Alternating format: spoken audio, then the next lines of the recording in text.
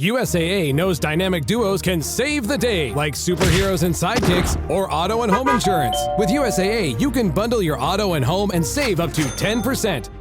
Learn more and get a quote at usaa.com/bundle. Restrictions apply.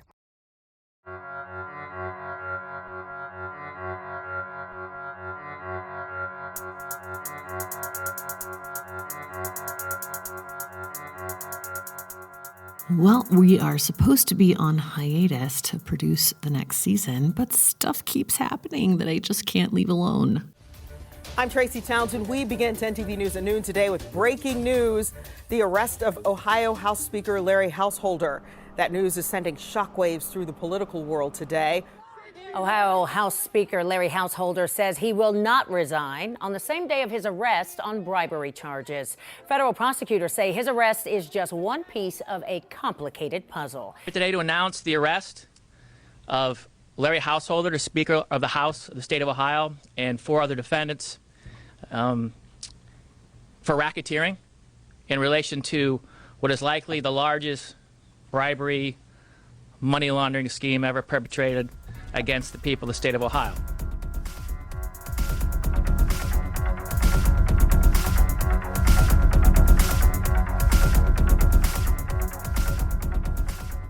Last week, the FBI arrested Ohio's Speaker of the House, Larry Householder. He was the architect of a piece of legislation called HB 6, which passed last year in July 2019. That bill was widely recognized as a terrible piece of energy policy. It essentially gutted Ohio's renewable and energy efficiency laws and incentives, and bailed out several coal and nuclear companies. Today we have on UC Santa Barbara political science professor Leah Stokes, who wrote about this law in her book on corrupt utilities called Short-Circuiting Policy. Stokes wrote that this law in Ohio was a multi-billion-dollar gift to First Energy, a private electric utility that has resisted climate policy for decades. In her recent Vox article about the current scandal, Stokes wrote, "It turns out it was a gift paid for with $61 million in bribes." This story is nuts, and there's probably no one in the country who knows more about it than Leah Stokes right now.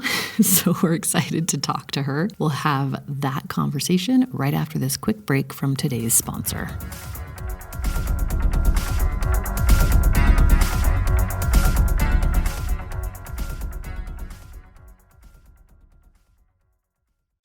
Hey, it's Paris. You know I love sparkly things, right? Like stars. Duh. And thanks to Hilton and AutoCamp, I just slept under them. Picture me serving looks by the fire outside my luxurious Airstream, making s'mores with the kids, while a national park is our backdrop.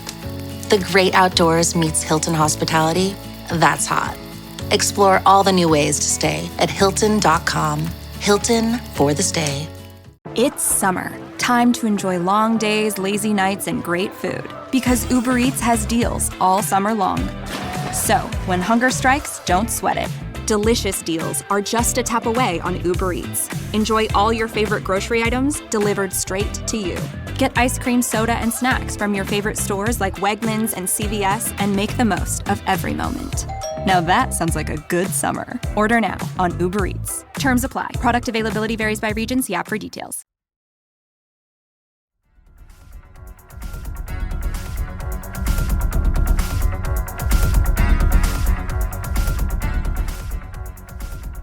Leah Stokes, we are so glad you're here. What the heck is happening in Ohio right now? Well, it goes back way farther in time. I first started working on this in 2013, and at that time, a different legislator who I wonder when his day of reckoning is coming, named Bill Seitz, he was working to try to get rid of the renewable energy and energy efficiency laws that had been passed in a bipartisan way in Ohio. And he was actually working with somebody named Sam Randazzo, who at the time was a lobbyist for the industrial energy users of Ohio, basically a big industrial company, consumer of electricity that, includes probably fossil fuel companies, as it does in many states, manufacturers, that kind of thing. Well, fast forward a few years, Sam Randazzo is now the head regulator at the Ohio Public Utilities Commission, which you're just like, really? Anyway, they were trying to gut the renewables and energy efficiency laws. To some degree, John Kasich was opposed to that, although certainly not enough. And so they only managed to freeze the rollback of the energy efficiency and renewable energy laws. But it still put huge damage on the industry. And at the same time, Keith Faber, who was another part of the legislative leadership at the time, he put in a budget bill, a rider, a sort of line item that changed the setback rules for wind turbines, which basically means how far from a property line or a building does a wind project need to be. And that completely gutted the wind energy industry in Ohio. And John Kasich, as governor, could have line item vetoed that change, but he didn't. And so there was all these shady things going on to try to mess up renewables and energy efficiency in Ohio. And whose interest did that serve? It served First Energy and AEP and other utilities' interest, because they had all these existing plants, coal plants, nuclear plants, that they needed to keep operating. And if they were being forced to build new clean energy, renewables, then how were they going to keep that stuff working?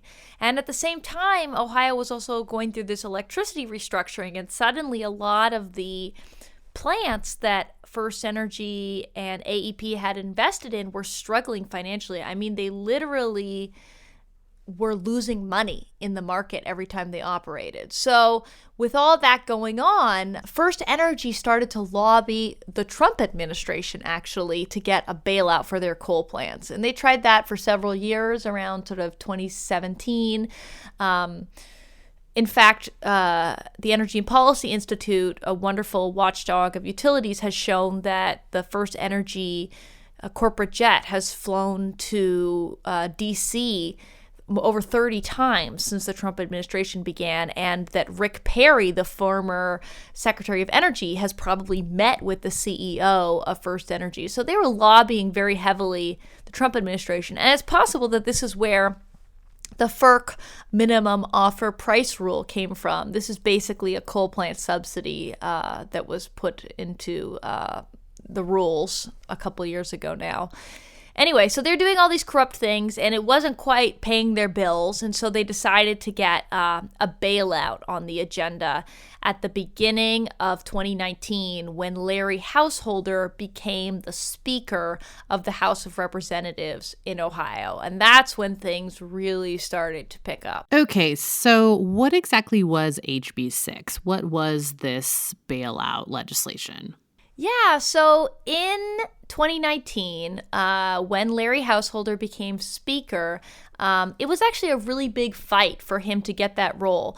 People may not know this, but Larry Householder was Speaker before, and he ended up leaving that role because of an FBI investigation and sort of these allegations of corruption, this cloud of corruption surrounding him back in the early 2000s. So he wasn't a popular pick. But what happened was all of the candidates running for the House of Representatives who supported Larry Householder suddenly had a lot of campaign money. They were doing very well in their elections. And people noticed that it was all of the candidates who had that money, this shadowy support, who ended up voting for Larry Householder. So he won the role of Speaker, and with that power, he began to do the bidding of First Energy.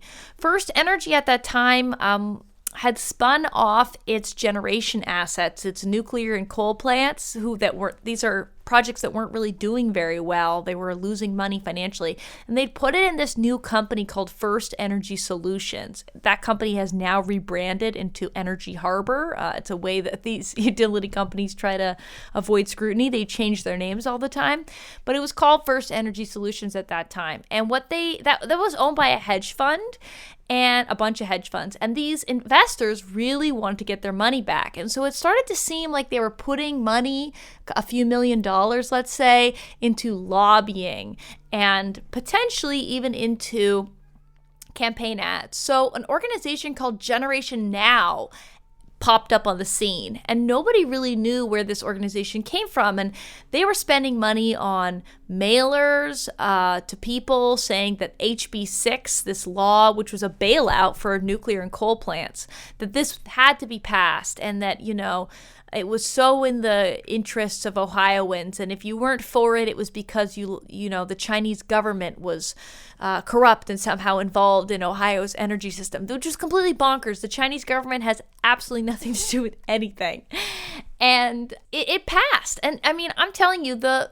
legislative session was done. Everybody had gone home, and First Energy just kept saying, "We need that money. We got to get that money." And they also kept changing how much money they needed exactly. And the law ended up getting written in a way that First Energy Solutions would never need to open up their books or explain what they were going to do with this money.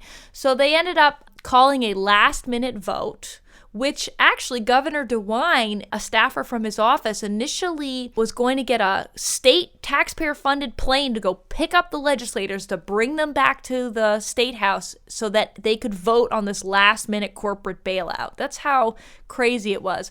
And by narrow margins, Householder delivered the votes, and the bailout went into effect. Now, even though it passed into law, a bunch of advocates who thought this was a terrible corporate bailout for polluting, dirty coal plants, they tried to do a ballot initiative. Basically, in Ohio, if you pass a law, you've got, I believe it's 60 or 90 days, I can't remember which one, where you can collect a bunch of signatures from the people of Ohio. And that allows you to get it on the ballot so that the people can vote to overturn that law that was passed. And so a bunch of groups, including, in fact, some fossil fuel interests, because they didn't like the bill for other reasons, they started to try to collect signatures. And these signature collectors suddenly were being literally physically assaulted on the street by people that nobody knew who they were. There were these mailers going out saying that if you signed the petition, the Chinese government would have your personal information. Again, completely bonkers. In fact, these petition signers were being bribed, the people collecting the signatures, to get rid of the signatures or to go home early. I mean, literally, they were like, "Hey, are you collecting signatures? We'll give you some money to stop doing it." Or, "Hey, how many signatures do you have? If you tell us how many signatures you have, we'll give you money because we need to know how close you are to having enough signatures."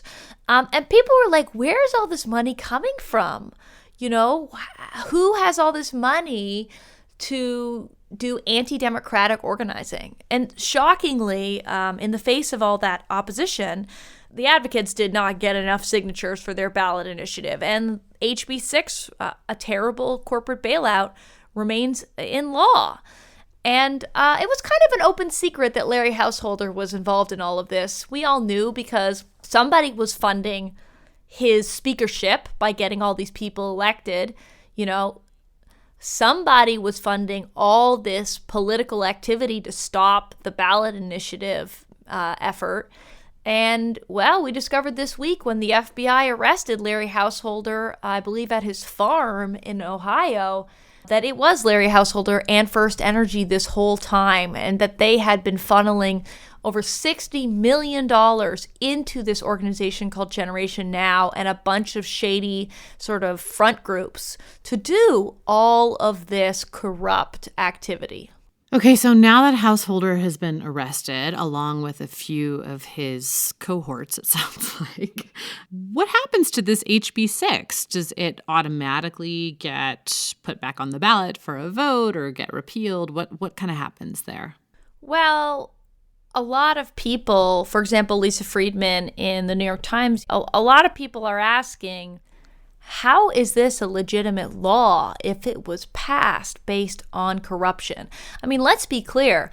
Larry Householder got $500,000, $500,000 of personal benefits as part of this $60 million scheme. We're talking about $300,000 to pay down a legal conflict that he was having and his legal fees, $100,000 towards his vacation home in Florida, which he wasn't keeping up with the taxes on, and another $100K, $97,000 specifically, for his own re-election efforts. So he was personally benefiting, personally enriching himself based on this money. And so how is it legitimate that he passed this law? And he really did. I mean, he got the votes. He worked very diligently for 6 months to do this. And then how is it legitimate that the public didn't have any say because there was $38 million put into literally physically assaulting, bribing petition signatures collectors? I mean, so a lot of people are saying HB 6 is not a legitimate law. It was never a legitimate law, quite frankly, because it was a corporate bailout, and it was paid for by the same corporation that it was benefiting from the money. So Governor DeWine had called for Larry Householder to resign as Speaker, but he had not called for the bill to be overturned or for the legislature to meet and try to overturn and change HB 6. So I called him out on that. Other advocates have too. And today he did an about face and said, oh, I do think we should revisit this law. And, you know, what I'm asking is there's another guy named Larry. His name is Larry Obhoff, and he's the Senate president. And Larry Obhoff has called for Larry Householder's resignation, but again, has not called for HB 6 to be overturned. And let's be clear, Larry Obhoff also took money from First Energy. Governor DeWine took money from First Energy. Most legislators in the state of Ohio have taken money from First Energy. And I think that we have to ask ourselves, why is any politician taking utility money? It is so corrupting, it should not be okay. And we're talking about this First Energy private utility that was, essentially paying off politicians to try to get this legislation passed. What exactly do they get out of it? I know there's been some talk of nuclear plants being kept open maybe longer than they should have been. What all did they get for this investment? Yeah, it's a return on investment issue. If you are a hedge fund that has bought First Energy Solutions, you think, look, let's put a few $1 million into this. We'll get a couple billion in return. If you look at the FBI affidavit, the people working in this conspiracy literally described the money as unlimited. They said, look, we have as much money as we need because they understood what the benefit would be. The return on investment is $60 million for a few $1 billion.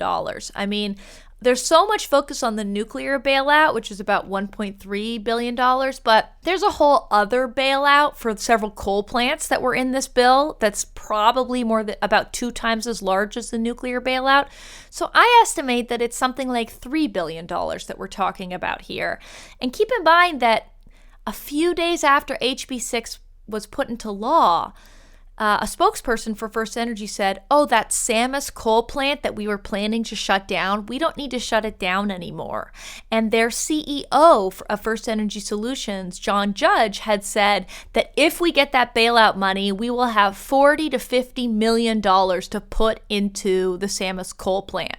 So this is a coal plant bailout that's keeping the Samus plant open and several OVEC plants open as well. So, a lot of focus has been on the nuclear plant, but it's really a coal bailout in my view. Okay, and then I know you wrote a whole book about corrupt utilities and how they have shaped policy for years. But where does this kind of fit into that? Where does this fit into the larger issue of utilities being influenced by various companies to shape energy policy in their favor?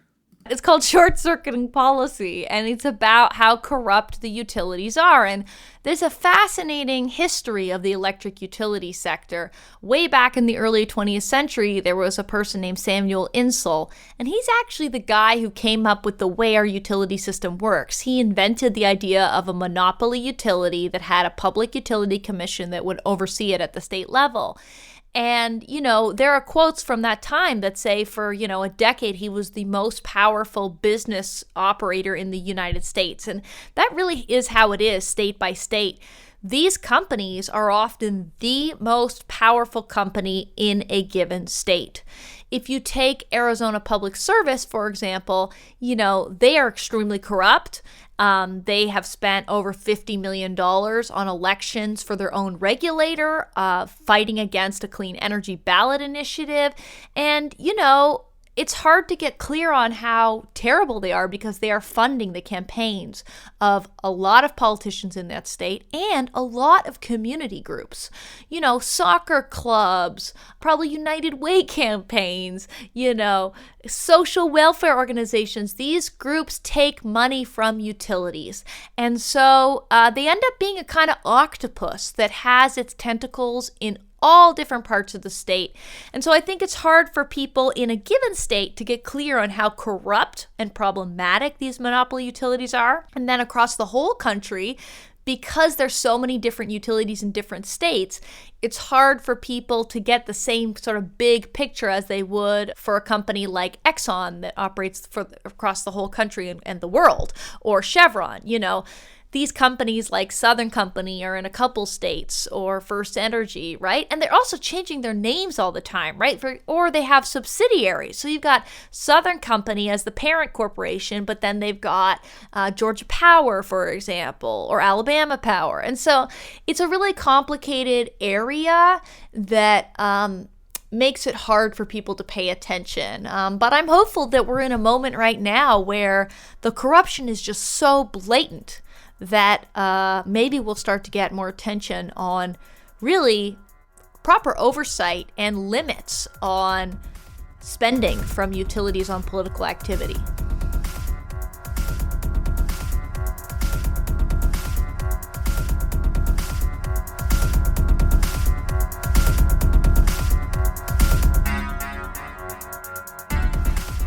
Okay, that's it for this time. Check out Leah's book. It is fantastic. A real deep dive into how electric utilities have been architects of climate denial and have really picked favorites when it comes to energy sources. I thought I knew a lot about utility corruption, and I learned a ton reading this book. So check that out. We'll stick a link in the show notes. Thanks for listening, and we'll see you next time.